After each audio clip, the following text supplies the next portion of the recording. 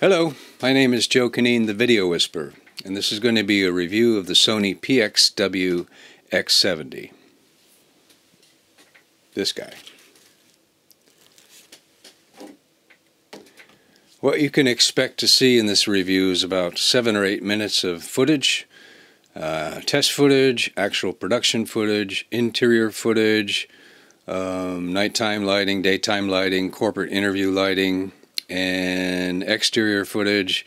A little bit of sunshine I had one day, but the rest of the time cloudy and once in the rain. Alright, you get to see all that. In fact, the first thing I'm going to show you, however, is a direct comparison between the NX30 and the X70 on a long walking shot, since a lot of people ask me about that. No, their stabilization systems are not the same. The NX30 has a gyro-stabilized lens, and the X70 does it all through image processing. But it does have an active mode and a standard mode. So active mode crops your picture, I think, about 1.5%, and I guess uses all that 1-inch sensor and its 4K capability electronics to do a really good job of essentially the same thing the NX30 does. In fact, I was hard-pressed to find the difference between the two, and I'll show you that in a second. But the first thing I wanted to cover was a few things I often get asked. Number one, no, I don't work for Sony, and no, Sony doesn't pay me. In fact, Sony Marketing UK screwed the pooch on this one, said they'd loan me one to do a review on, and then completely dropped out of communication and didn't respond to emails. So I went out and bought it myself. I guess they were too busy marketing or something.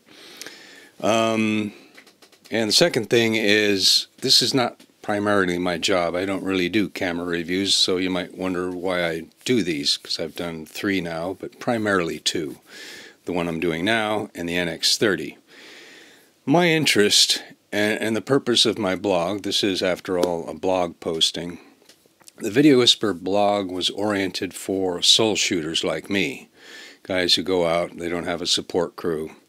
They don't have an organization behind them. And so the ability to travel light and move in and out fast and have a camera that's going to be a good wingman is my interest. And in this particular case, my sense was this was the upgrade of the NX30, even though you won't find any such mention in literature.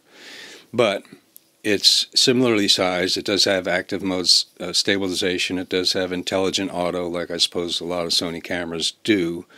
And it's got a 1-inch sensor, and it's 4K ready. Okay? So the 1-inch sensor, to me, told me that I'd get greater depth of field in doing a corporate interview shot, and that was the main reason, the primary reason I bought the camera, to have that facility. But it's also small and light, so it fits the run-and-gun category. In fact, in my camera case, I've got 4 cameras, the NX30, the X70, a DSLR, and a GoPro. And it all fits in the overhead compartment on an airplane, so that's traveling light. Okay, so I said the first thing I was going to show you was a comparison. Let's get to it. Alright, did this a couple of days ago on an actual production shoot. Mounted the cameras on a homemade mount side by side and matched up the frames best I could. Oddly enough, the client never even asked me why I was shooting with 2 cameras like that. Well, I was doing it for you guys. Anyway, I have no idea what's going to happen when we do these walkthroughs. I do it often on corporate shoots. You know, we get taken on a tour, or in this case it was a school, sometimes it's an industrial plant, and I'll mic the guy up and follow them around for 15 or 20 minutes, walking behind, walking in front, and we'll very often then be able to use snippets of this to cover up edits in the sit-down interview, which is usually done later. It's, you know, seat of the pants. That's an example of something you couldn't use, which reminds me there were comments on the NX30 review footage, various anomalies people would find in the footage. And guys, there is something called the editing room floor. The reason I'm showing you these long sustained shots is so you can study the camera and see what it does. Here's the transition from inside to outside, for example. Shot went dead after that. Here the NX30 rendered the sky better, but to be fair, I hadn't dropped in the ND filter on the X70, which is one of its advantages, so That's a little bit of a mistake. By the way, none of this footage is processed in post in any way, color, stabilization, or anything else. Now, walking backwards.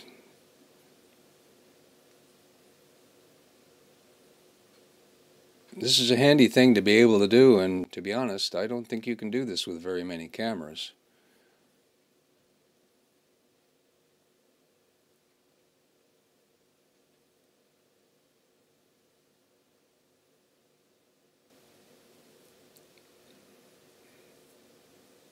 In fact, sometimes it's harder to walk slowly like they're walking here. In a second we turn around, there we go, the pace is picked up a little bit.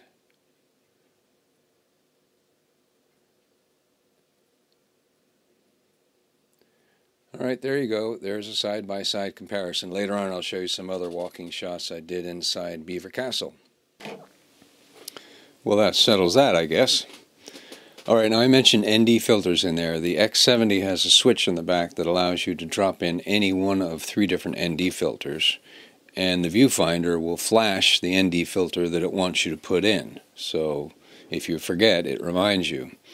Likewise, if you have an ND filter in and you go inside, it'll flash and tell you to take it out.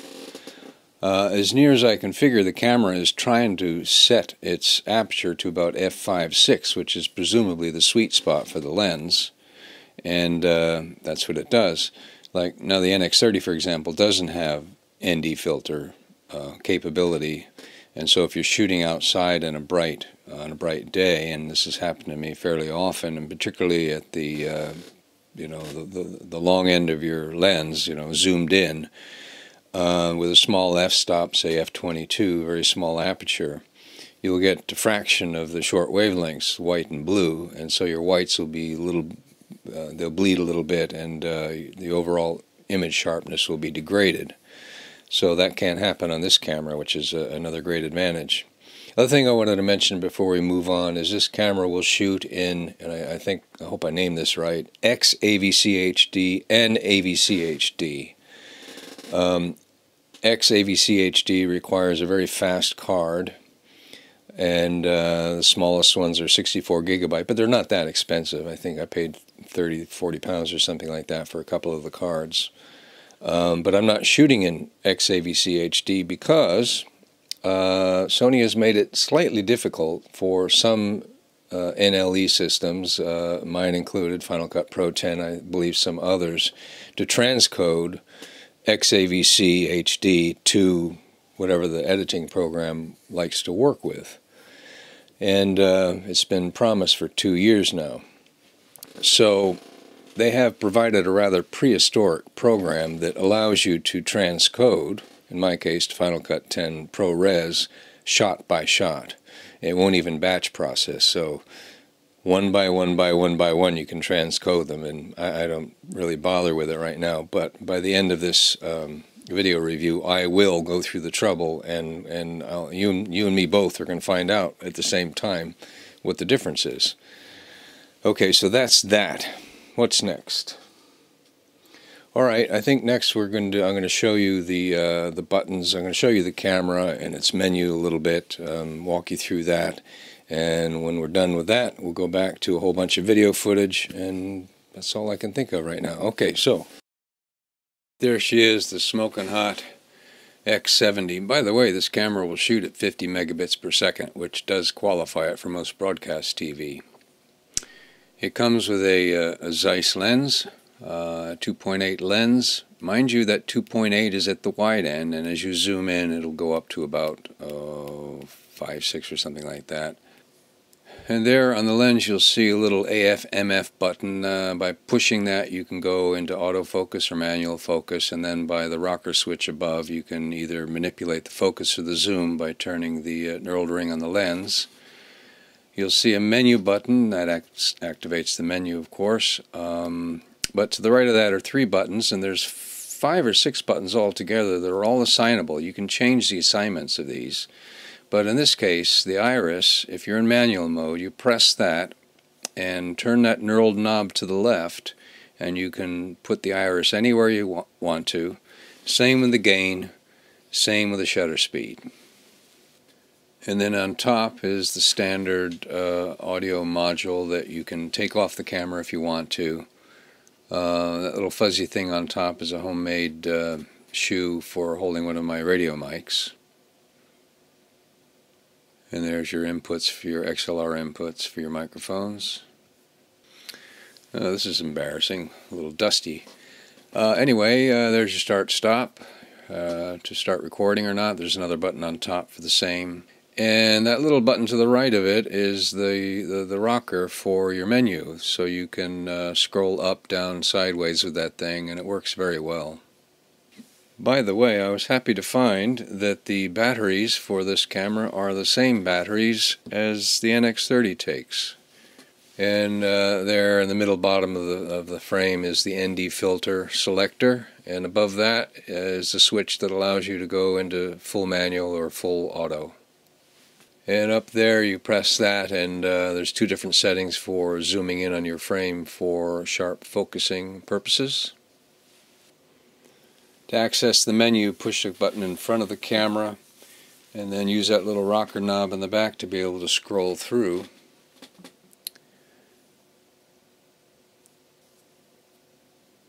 You can limit your automatic gain control.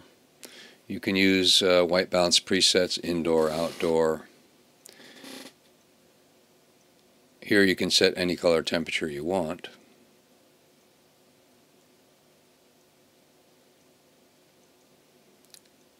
And that's for pushing a button to white balance to a white card. That's where you turn your digital extender on and off. And here's where you can do various settings for either the rocker on the camera body or the one in the handle, set speeds and so on. You can see you've got standard and active mode stabilization. You can shoot in slow motion.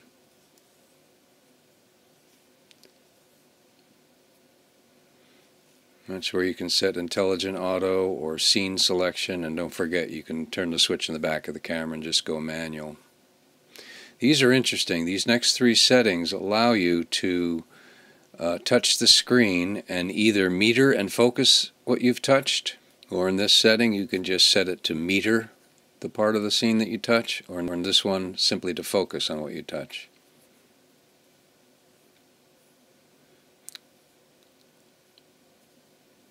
This is where you change all your settings to AVC HD or XAVC HD, and those are all the things that you can select to shoot the shooting modes.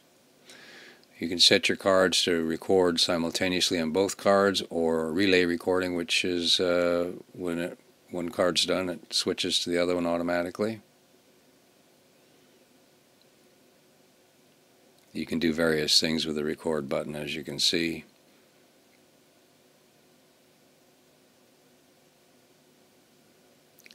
Various audio settings, various display settings, your zebra markers. You can turn your running light on and off, time code settings, network settings, and various other things. But here is where you can go to that assign button, and as you can see you've got 6 different buttons, and I'm going to click on one here, and I can set that button to whatever I want it to show me when I press it. Well, I didn't show you everything, but you get the idea. Basically, I think all of the positioning of the knobs and the controls and the access to menus and all that on this camera were well thought out and sensibly placed and easy to use. Alright, so now I'm going to show you a bunch of footage, okay? Let's get on with that. This shows you pretty much the full range of the camera, and I'm sorry, this is before I figured out how to slow down the zoom speed. Got excited, it was a sunny day and all. Anyway, this is Beaver Castle. This is pretty much my backyard. We call these the neighbors up on the hill. And what you're about to see here is, I promised this on the blog, this is Anya, who I did some modeling shots for. Frankly, I think these are crap shots in terms of my shoot. Well, let's put it this way. These are actually the first test shots I did with the camera. Unfortunately, it was a lousy day. It was pretty dark outside, despite the fact that the windows look overexposed. On a sunny day, light pours into this hull, and it looks gorgeous. And here, I believe the camera was even shooting 9 dB or something like that. So, coming up are some shots I did to actually pull still frames from for the book that I'm writing, Run and Gun Videography. It was only a few seconds each. Unfortunately, I wasn't thinking about using it for this video. So these are just sample shots of using two lights, run and gun style, to shoot on location using what you've got. This is a nighttime lighting there, and the next one I think also nighttime lighting, but I added a frontal fill so I'd get some eye lights in there. Anyway, you now start to get the idea of the depth of field advantage. This is that you recognize this girl from those first shots I showed you. This was the interview for that production shoot. And again, the reason I'm showing you these is now you can see the depth of field that you can get with this camera. Lousy light. It was not really lousy lighting here. She was just very sweaty, and I was a little reluctant to do anything about it. I wasn't quite sure. And here I'm just kind of making do. This is Vox Pox style interviews on the spot, no lighting, just using what's there. But look at the depth of field, though. You know, I think that's basically, for me, that is the highlight of the camera, along with the fact that it's at least as good as the NX30 on its stabilization. And I do think it has a better picture quality. Alright, told you we'd have some rainy stuff. This is an actual shoot, a Beaver Castle shoot. I'm holding the camera in my left hand and driving with my right. If you put this camera on a proper mount, I think it would do well for a car shot. Alright, as you can see, it's pouring rain. I'm holding the camera in one hand. This is telephoto. And an umbrella in the other hand. And believe it or not, a bird fell out of the sky and landed on my umbrella. I kid you not. Okay, the rain stopped. Again, we get a sense of the depth of field that this camera's got. This is all handheld telephoto, like almost extreme telephoto, I think, in most of these cases. In this shot, you're going to see a bird hit the ground. That's how they do it. There she goes, pheasant. And the young lady gets a shot.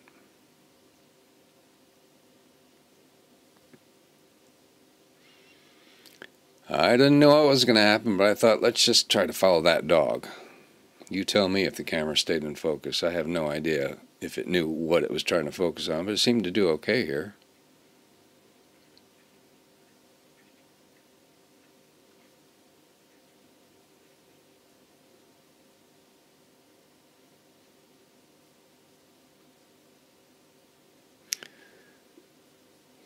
There's the Grantham Canal. You're about to see a shot I did experimentally running laterally alongside a dog sideways. And coming up after this is something that really impressed me. It's a handheld shot, full telephoto on digital extender. And look how sharp that is.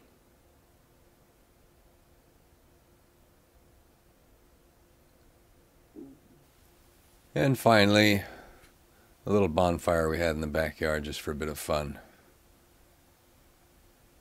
It was really big. And that's all I've got. Alright, you might notice you're looking at me through the X70 right now. And I must say, right now it's shooting, now I haven't changed the lighting and I'm not going to. It's shooting at plus 9 dB f3.4, which tells me, regardless of what the spec sheets say, the NX30 is better at low light levels.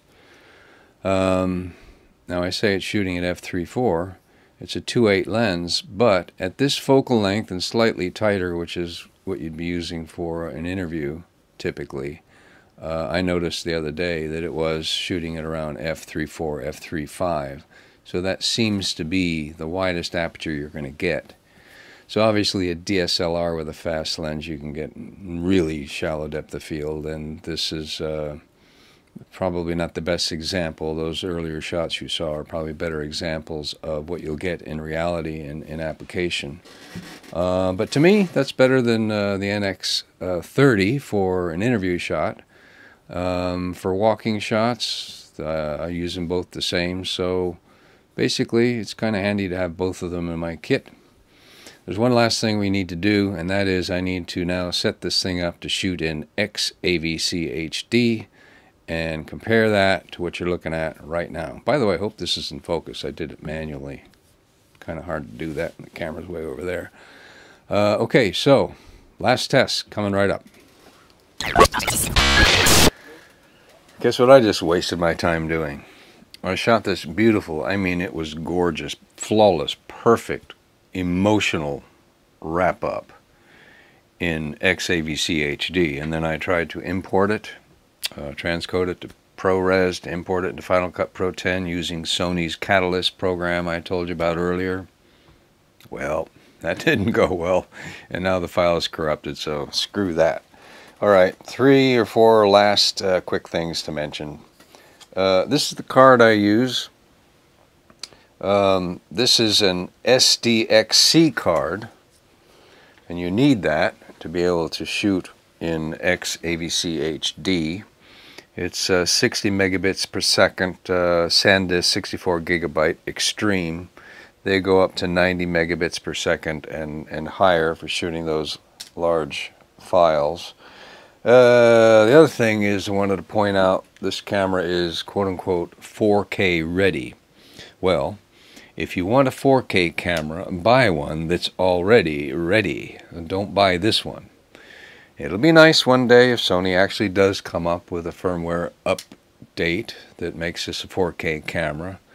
It's going to cost you when that happens, but right now I can't be bothered with that, and you have to realize if you want to shoot in 4K, well, you need to invest thousands of dollars, thousands of pounds into hardware, computers, and monitors and all that will deal with it. So I'm really talking about this camera on its merits as an HD camera right now. And let's see, what else do we have here? Excuse me.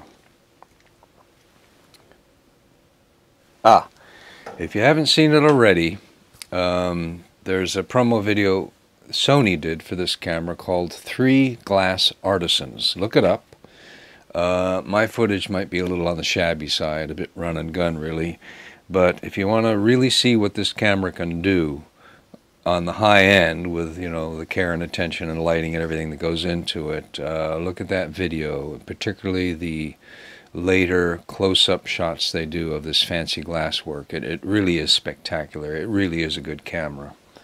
Okay, and finally, I think I mentioned it earlier, and if I didn't, I've written a book called Run and Gun Videography. I hoped that it would be ready to release with this video. Well, it's still going to be 2 or 3 weeks before I get to wrapping it up. It's written, I just have to do all the photographs and all that kind of stuff. But just as a note, when it is available, I'll put a link on this video. And meanwhile, if you subscribe to the blog, I'll keep you updated, and there you can read 4 or 5 or 6 previewed chapters that are already on the blog. All right, that's it. Good night.